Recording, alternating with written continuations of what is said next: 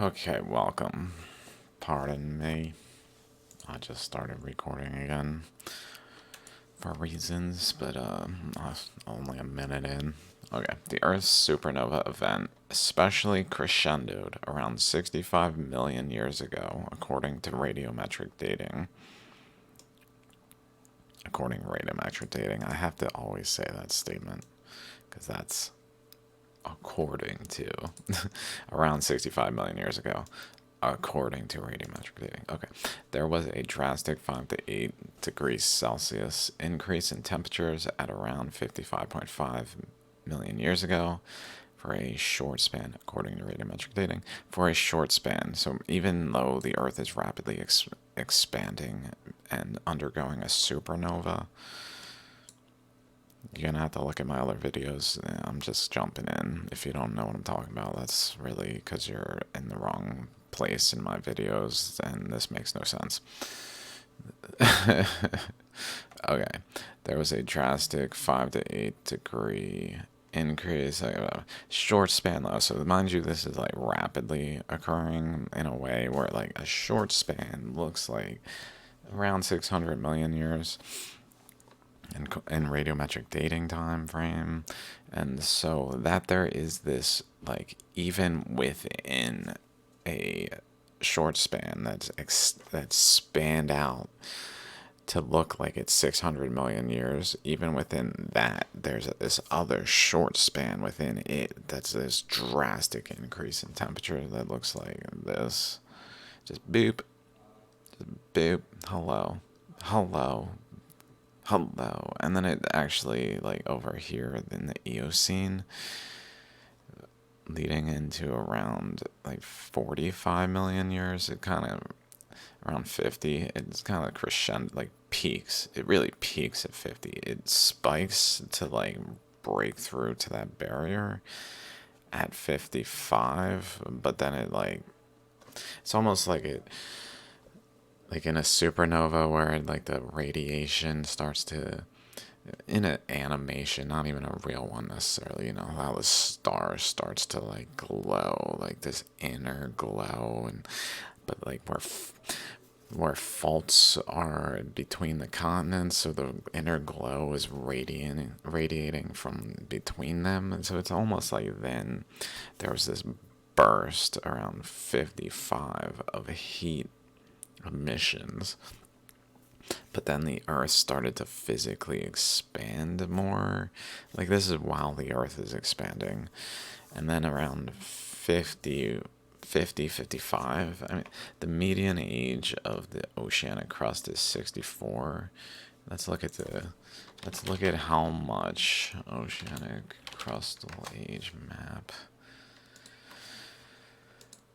How much of this is like still yellow? So pretty substantial amount of this forms after the Earth's expansion process is really encouraged along. It's like it's riding a wave of heat as it expands outward. It's riding a wave of heat that then like here breaks through and starts to basically reduce back down to an equilibrium, and then radioactive decay slows. So now then we start to enter the present time in terms of radioactive decay's appearance.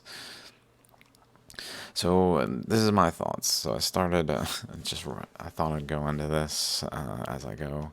Perhaps comically, the Earth's most spontaneous release of energy, which is specifically most spontaneous release of energy, not the most energy, because it was just a blip, really, relative to the Eocene optimum, or whatever. I don't know if that's what it's termed. Eocene optimum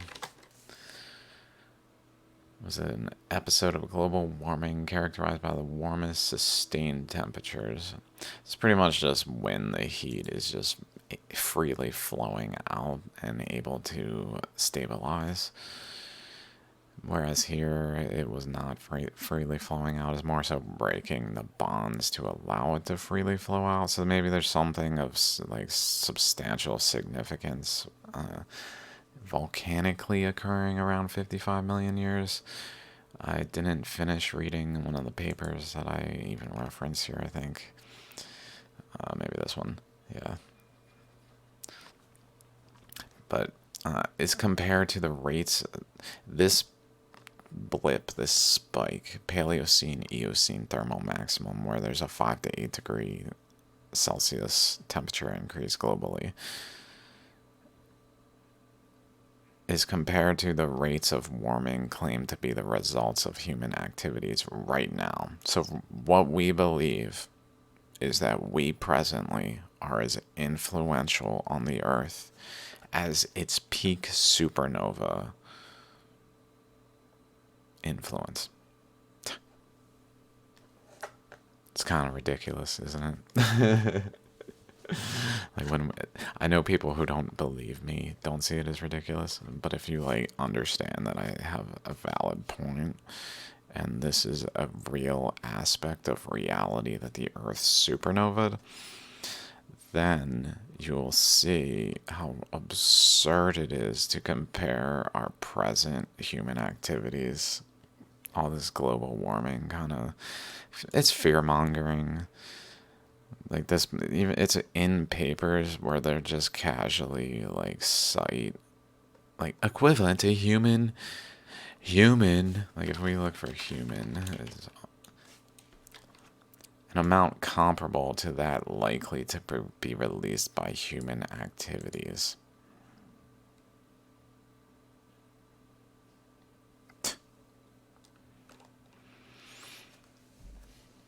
Dude. No offense to this paper and the authors thereof. It's just ridiculous. From this paper, so let's click that one here. Paleocene, Eocene carbon feedback triggers by volcanic activity. Let's just click it.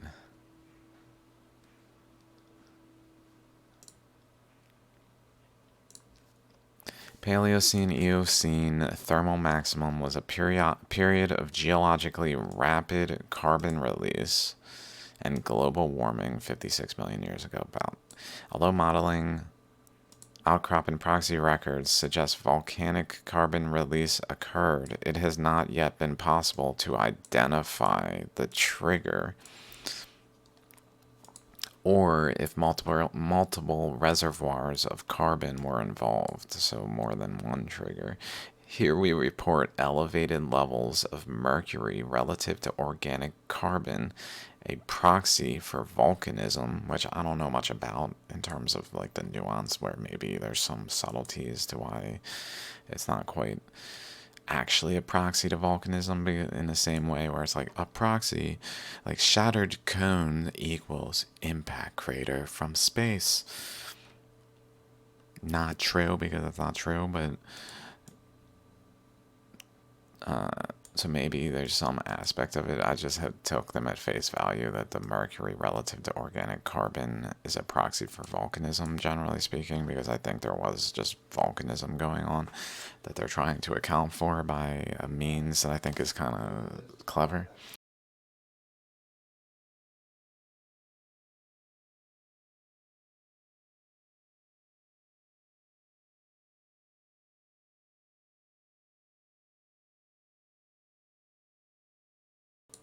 Um, so they're saying mercury relative to elevated levels of mercury relative to organic carbon, a proxy for volcanism, directly preceding and within the early, so not even like throughout. So this window that was really a short time frame of like years, maybe thousands of years, but certainly not millions, in between like the initial attack on Dwarka and the end of the Earth expansion process, and the time frame looks like 600 million years, but really it was only like a short period of time. But even within that short period of time, they're able to identify that within the early portion of it, there was some like from like around Iceland, Sedimentary cores signifying pulsed volcanism from the North Atlantic igneous province likely provided the trigger and subsequently sustained elevated CO2. However, the Paleocene Eocene thermal maximum, is that what it is? Yeah, maximum onset coincides with a mercury low, suggesting at least one other carbon reservoir released significant greenhouse gases in response to initial warming. Our results support the existence of tipping points in the Earth system, like a supernova, which can trigger release of additional carbon reservoirs and drive Earth's climate into a hotter state, or just drive the reaction of the Earth through the sufficient activation energy to a new equilibrium. Whereas effectively that's what was happening, where there's all this energy input, but it's still not enough to cause the Earth to reach a new equilibrium as a system. From the single landmass pre-expansion Earth to the post-expansion Earth, it required sufficient activation energy, and then once it happened, it really was able to just like emit the heat out and expand the Earth, so that like all of this ocean crust was able to be formed, all the yellow, a little bit of the lighter green, red, orange, all the oceanic crust in that range, which is this whole region formed afterwards, inclusive over here somewhat, and down here a bit, all this.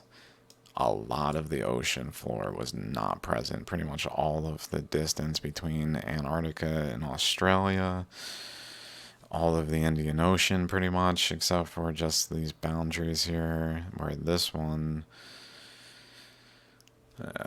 let's not get into it.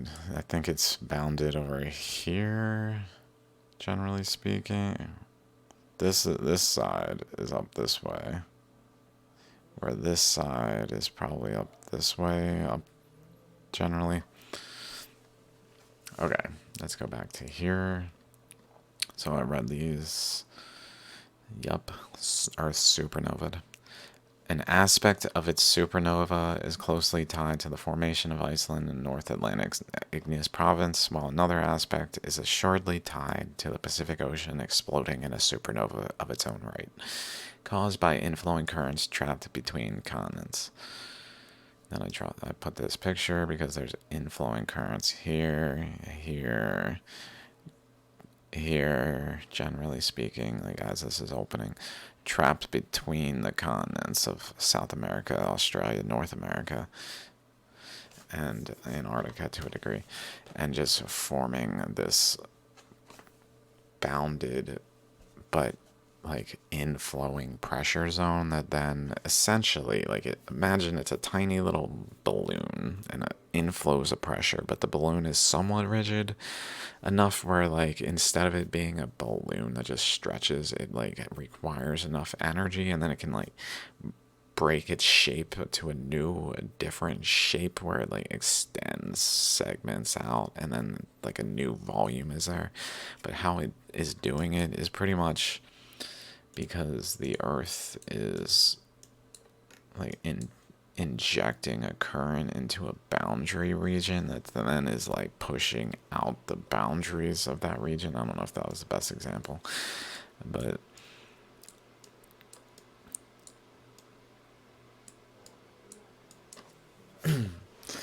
with sufficient inflowing current and a container that really is containing that inflowing current, the current just continues to build pressure inside, and then it begins to apply that pressure to the boundaries of the system, which then move the boundary out to a new radius, and then that inflowing current is no longer trapped in a small radius, it's in a larger radius, and either it's in balance where the larger radius is able to contain the current and be more in an equilibrium, or it continues to just keep doing that until the inflowing current and the container match one another. And then, like, over time, the whole Earth kind of cools off and equilibrium emerges where a new steady state is just arrived at. This I found interesting.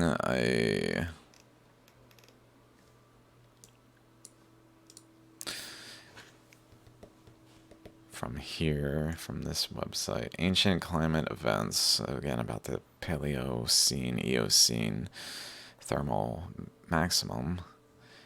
And if we just go down here, they're talking about acidification. So likely the cause of these warm deep waters, so there's warm deep waters in the ocean from this heat. The waters, including down in Antarctica, are like really warm. So the evidence shows. So there probably was a substantial amount of water present above the crust in the regions that were forming as oceans, enough where it was just heated and practically boiling. Not boiling, but like to a degree. Like a stove is on under it, just not long enough. Not. Okay, so anyway.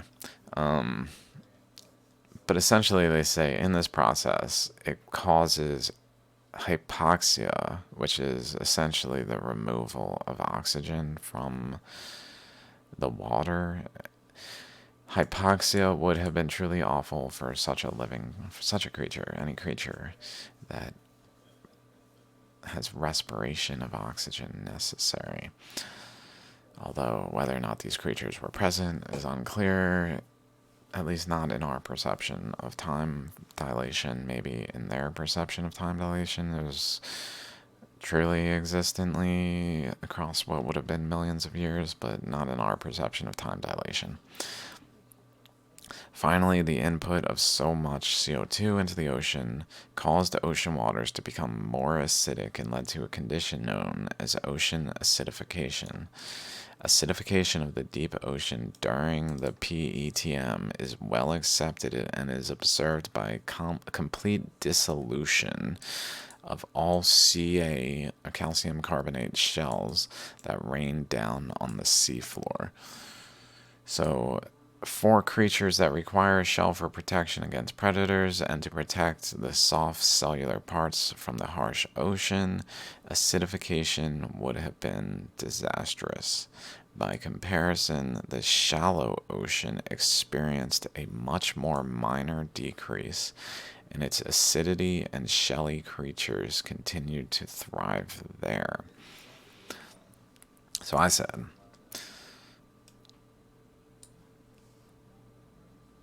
importantly, fossil shells are caused by volatiles passing through Earth materials as currents that intersect with one another, like the ammonite under Australia. So, like this ammonite under Australia here, out to here, really.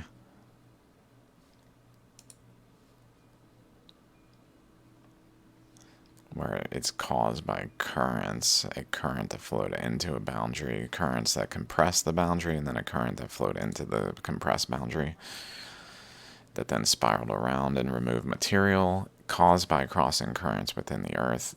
These creatures the fossil shells are almost assuredly, I mean, maybe some of them are, especially as we approach modern day, are actually living creatures, but like, it's possible that most of the fossils never had living creatures in them. Although, again, like, if they did, it would be in a time dilation variant where their perception of time was not the same rate of time passing as we perceive time passing.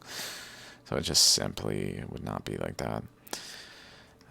Almost assuredly, they just didn't live. That's my take based on shallograms, but maybe I'm still open to it because it would be cool. This means that the dissolution of the shells in certain conditions is of the same nature as how zircon grains experience damage. I know I'm just kind of spitballing. I talked about this video, I think in my last video, maybe. Kind of just referencing this video is what she talks about in this video. Where, like, the zircon grains have uranium in them that decays and breaks the boundary of the zircon grain and allows helium from the decay process to escape through the broken boundary.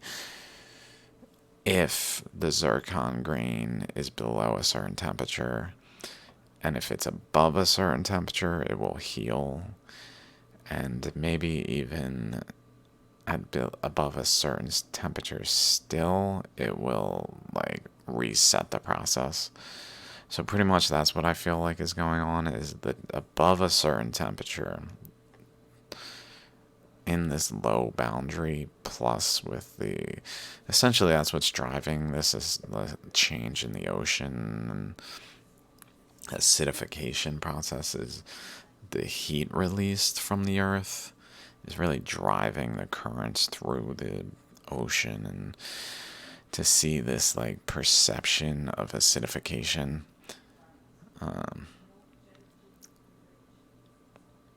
In the process, helium produced is either trapped. Yeah. Okay. Yeah. So essentially, like, this hinges on the concept that a lot of these calcium carbonate images, shells, that, like,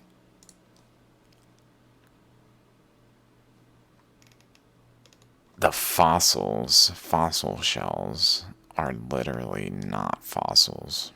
I know how ridiculous it sounds if you don't see the evidence.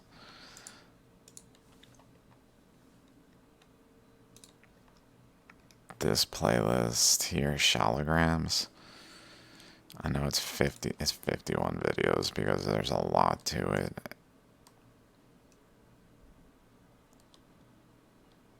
I guess I haven't put any more recently in there. It's related to everything I say, is the fact that shallograms are not fossils. It really is indisputable. For example,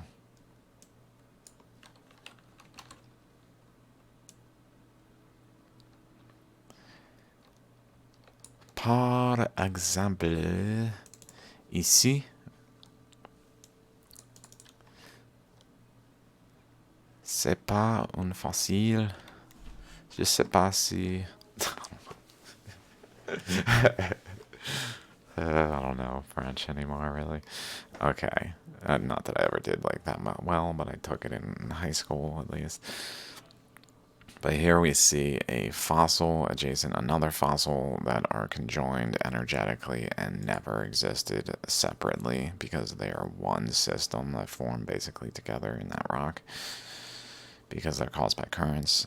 This thing that is assuredly not a fossil. We can even see the currents of the rock itself are shaped, like, wrapping around it. Oh my god, the just beauty of this structure here. I guess my family's here. I should probably head out.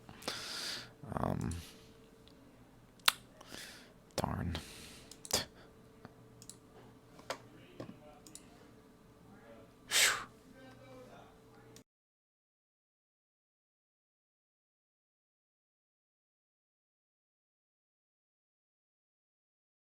Okay, I'm out of here. Peace, y'all.